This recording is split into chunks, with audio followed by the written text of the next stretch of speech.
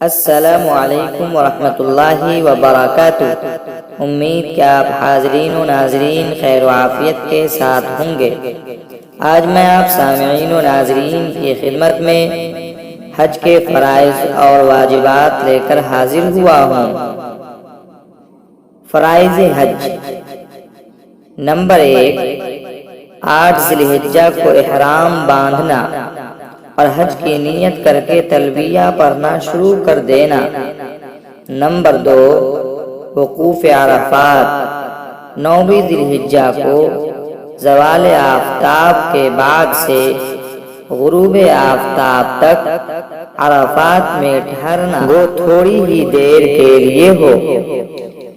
Number 3، طواف زیارت۔ وقوف عرفات کے بعد 10 ذی الحجہ کو قربانی اور دوسرا سر منڈوانے یا کتروانے کے بعد کیا جاتا ہے۔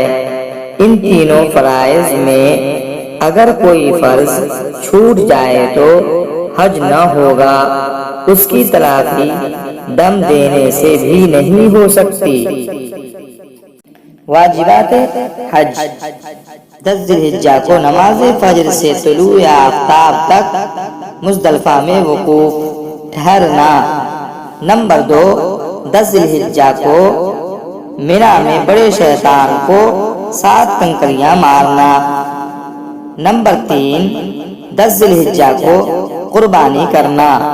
نمبر 4، 10 ذی الحجہ کو حلق اور قصر کرنا۔ نمبر 5، 10 ذی الحجہ کو طواف زیارت کے بعد صفا مروہ کی سعی کرنا۔